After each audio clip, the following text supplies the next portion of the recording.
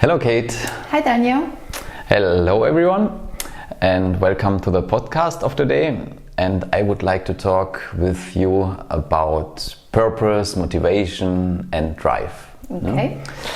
But maybe you can just introduce yourself, who you are, and what you're doing or what you did in your past. Yeah, sure. Originally from Bulgaria. I've lived in England for the past 5 years. I work in finance, and in my spare time I really love traveling and cooking mainly. Very nice. So we'll come to these hobbies later. Yeah? When you look back, what would you say, how many percent of the people are not fully engaged at work? Or with other words, how many people would say, I really love my job? Great question. Thank you. I think very, very small percentage, unfortunately. I guess when you ask people, the most common answer you'd say, yeah, it's okay, pays the bills, or I'm doing this because I want to be doing this in 10 years. So yeah, I would say a very, very small percentage, at least from my surrounding. Yeah, in my experience, it's the same. Most people say, yeah, I'm doing my job, but I like to wait for the holidays, to relax. We all do. Exactly. So what do you think, what is the key reason that people are not saying, I really love my job, I love what I'm doing, and I wake up every morning and look forward to go to work? I think the initial perception that it's work, you have to do it. If you perceive it as something that's part of your life and you do it, you try to enjoy it, although I appreciate that it's not possible for everyone, but I think some people can actually enjoy their work if they try not to think of it as work, and if they try to focus as well on the small things that can bring you enjoyment at work, but you're probably avoiding them and not seeing through them because you're like, oh, I'm at work, I'm not supposed to be happy here, so I'll just ignore every positivity around me, and then just complain, because people like to complain. So you think it's their focus, if they focus on things that they don't like to do, but if they could also concentrate on nice things? Yeah. Mm-hmm. And what advice would you give to the people that have the focus more on the negative part or just on the burden? I think it's definitely not an overnight thing that you can change to try and be more positive in general. But do you have a nice coffee machine in the office? If you do, well, there's something nice about you going to work. You go and you have a nice coffee. If you like your colleagues, for example, that's great, because not everyone has that. So again, just being grateful about the things that we have and appreciate them. In terms of tasks, find the tasks that's remotely interesting to you. Focus more on this task. And try and make everyone aware that this is something that you're enjoying. You don't need to tell them, I hate the 99% of the work that I'm doing, but just say, I find this extremely interesting. I would like to develop myself in this area. And I think people will be surprised that if you ask for something, you're most likely going to get it, even if you think that it's impossible. I think it's a good advice. But in reality, many people are also still depressed at work, right? And struggling. And you also had such a issue once in your career where you said, oh my God, I just don't feel I'm at my natural best. I don't know what I'm doing here. Does this really make sense for me? You ever had such a I phase? had that in one of my jobs where literally every Sunday I would go to bed feeling extremely anxious.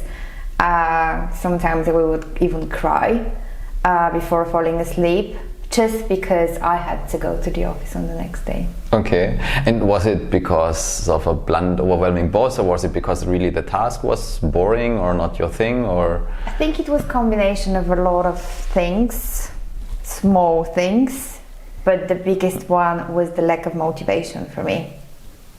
And I didn't realize that at the beginning when it all started. And then when it continued, I started thinking more about it. And I thought, oh, it's because of this colleague, she told me this or he told me that. But then, a few weeks pass and I think actually, it's not because of all of these small things that happened to me, it's because I don't have the motivation. There's nothing to, I didn't feel challenged. And I think for me this is very important. I need to feel challenged, and I need to feel that I'm contributing to something, but I'm also contributing to my development. Yeah, actually you just mentioned the 3 intrinsic motivation factors that also Daniel Pink, of course, yeah, because also Daniel Pink did a study, and in his book Drive he described them very well. So one is the purpose, having a meaning in the work, yeah. The other thing is mastery, meaning learning, to grow, to be challenged, and the own contribution, so the autonomy to steer what you want to do and not to get micromanaged. Yeah. Now a very challenging question, and I will see how you will answer it. But could you say from yourself that you had already phases where you said, I completely love my job? So that you like it, I'm sure, but that you really say, yeah, I don't need a weekend, I could continue work, or after holidays I could say, yeah, I'm looking forward to go back. You know what, I would say so, yeah. Again, I'm very grateful for this and just very consciously appreciate it. It's the last job, my latest job that I'm currently working on. I had that 6 months period, and I was thinking, is this just the honeymoon period? That's why I'm enjoying it so much. But the honeymoon period passed, and I can definitely say I wake up, I want to go to work, I come back from holiday, I'm not stressing because of the fact that I need to go to the office on the next day. And have you reflected what is the contribution or the reason for this? What kind of passion is satisfied? My drive to learn is satisfied because there are a lot of things to get involved with.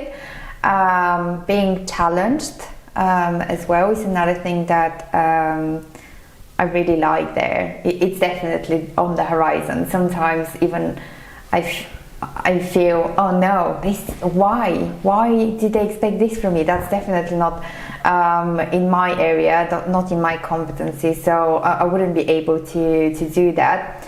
But then I think, well, wait a minute, that's what I really want. And just I try to accept the challenges. Well, there's the easy things like good food, good coffee machine, Being surrounded by like-minded people, I think, is very important. That's probably something that we didn't mention so far. But I think that's very important. Being surrounded by driven people, by people who want to, transfer their knowledge to you, people who want to learn from you. And the people that you share the same values with. Yeah, so I heard now 2 things. One is the challenge, that you continuously grow and learn, and the other thing is to have a surrounding where you feel, yeah, I'm here with like-minded people and we are one community, one group. this is the work part. Before you told me about two hobbies, if I remember right, it was traveling and cooking? Yes. Yeah, okay. So what happens with you when you are, let's say first cooking? Okay. What is the emotional state? When I'm cooking, I'm literally switching off. So from my day-to-day life, my worries, and I can literally just not think about anything apart from chopping that onion. Okay.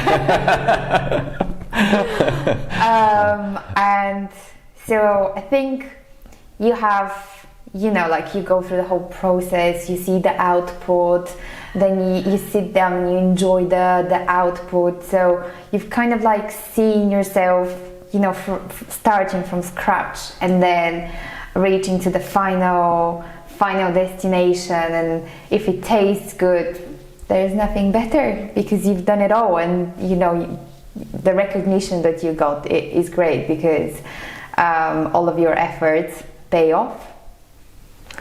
Yeah, well, I take a bit differently, but I always like to eat. Yeah. You cry when you chop an onion. Yeah, exactly. Yeah. And when you travel, what happens then with you? I think when I travel, it's more like that curious side of me comes up. The levels of excitement are just like so high. I want to learn more. I want to explore. I want to see more. So definitely that curiosity part, which I think, at least for me, is like very, very energizing.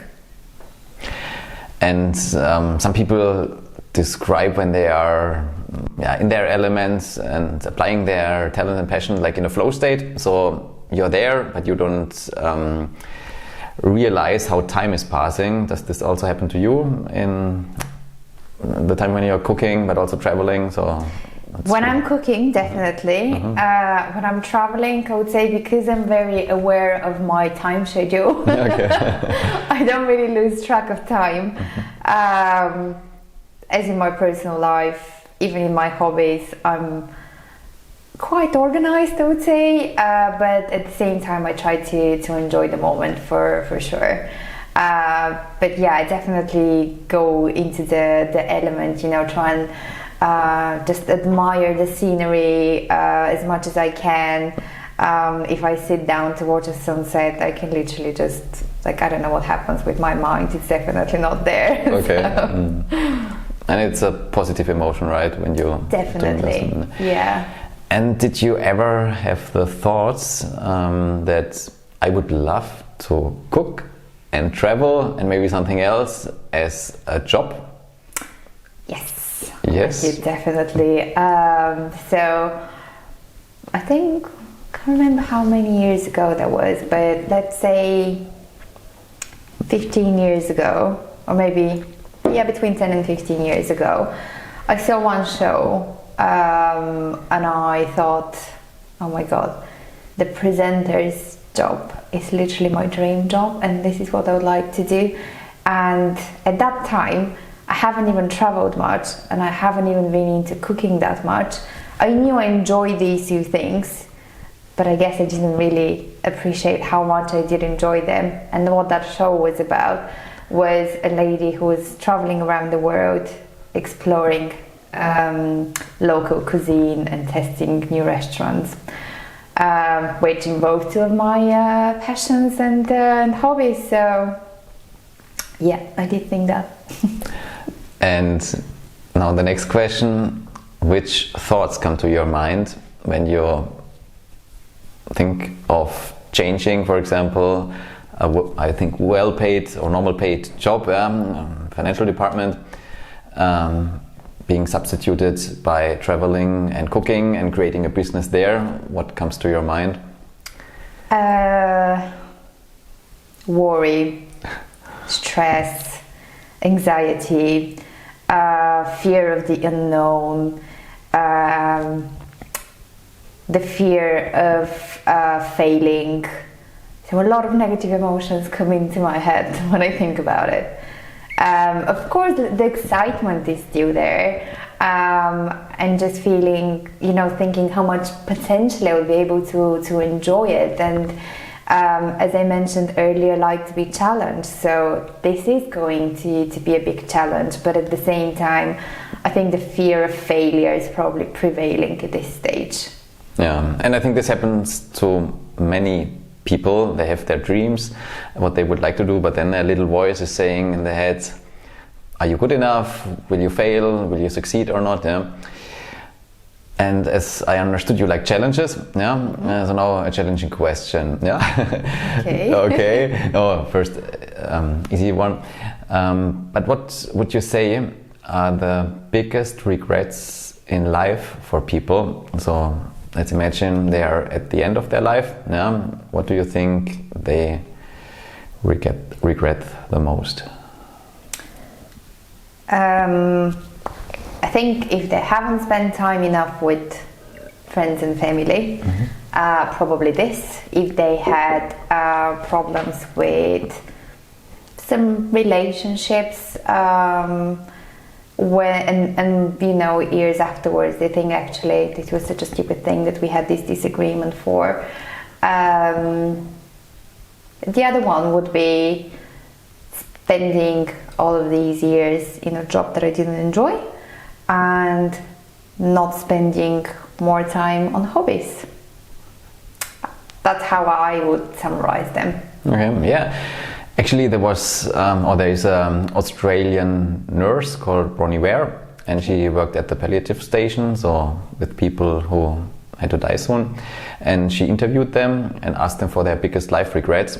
And actually what you mentioned, not having spent enough time with family, but also not showing emotions, spending too much time at work, were some of the regrets.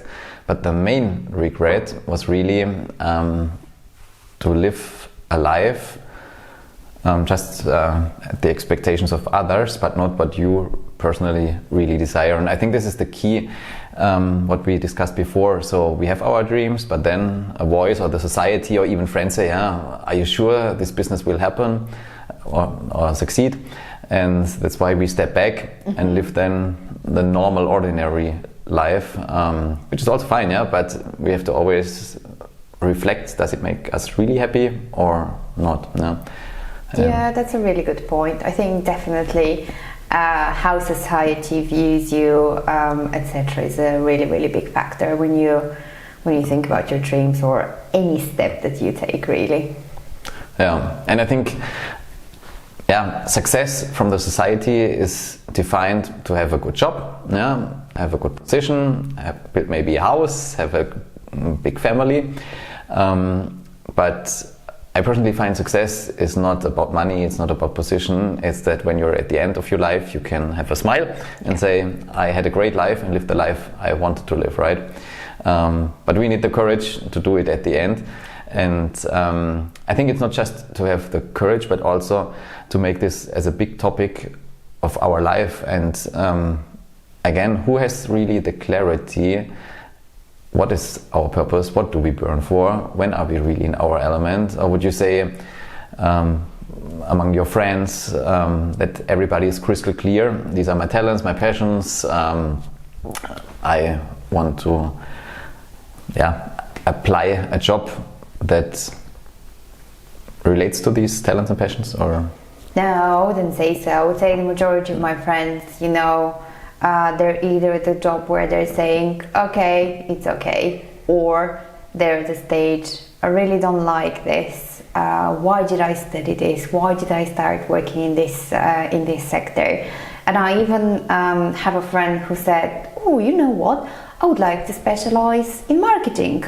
And she's doing something completely different. She's been doing it for, let's say, 8 years now. So she's at the really expert high level with her current sphere that she works on.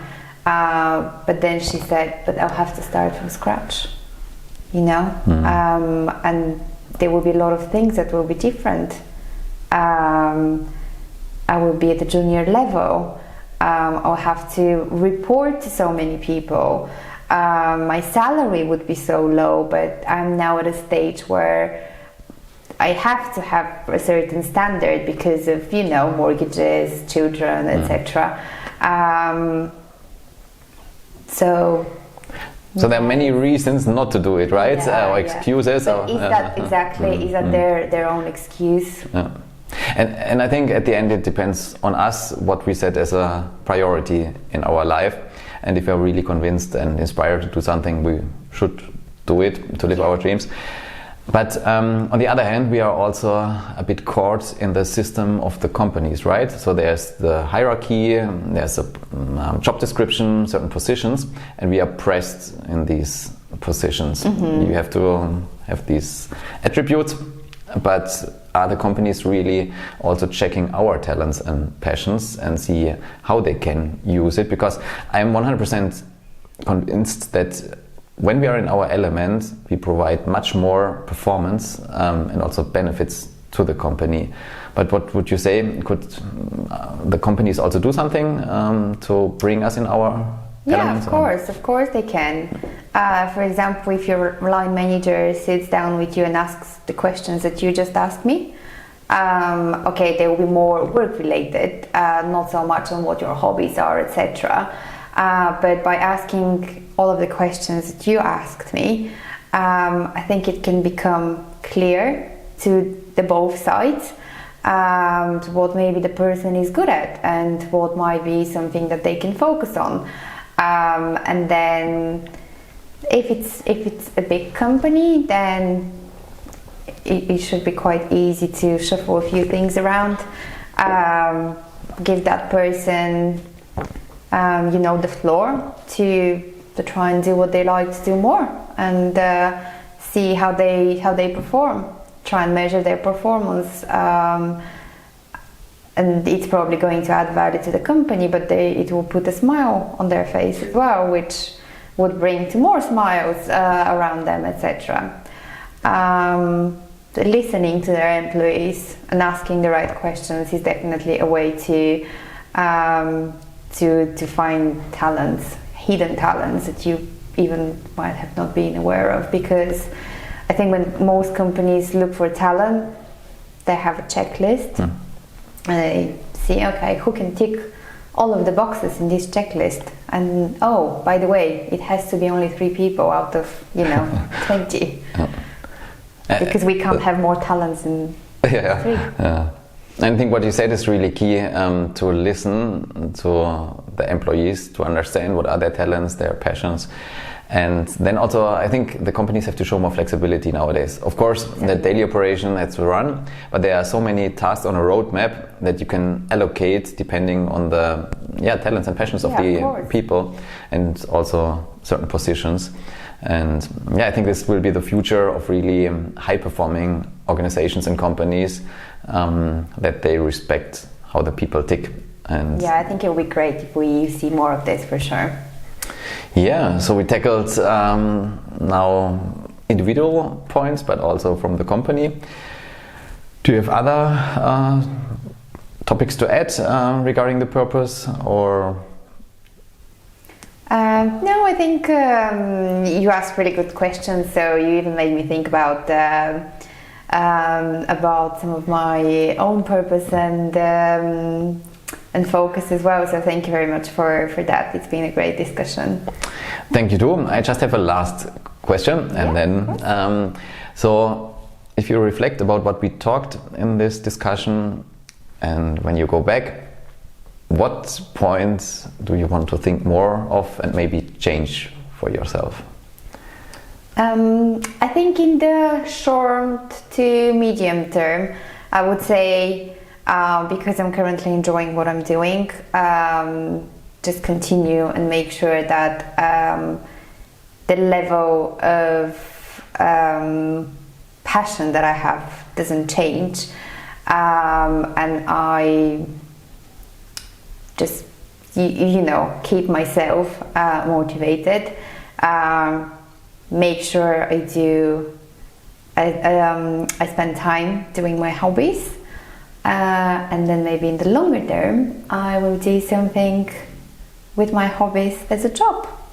Wow, that sounds really amazing. So on the short term. And not focus on what society thinks. Yeah, right, yeah. But I really like it because you say you will look on different dimensions of the life, that you stay with a certain passion and engagement, and later look how you can develop yourself towards your biggest dream. Huh? Yeah. Great. So thanks a lot, Kate. Thank you. For the discussion, and see you soon. See you soon. Okay, bye.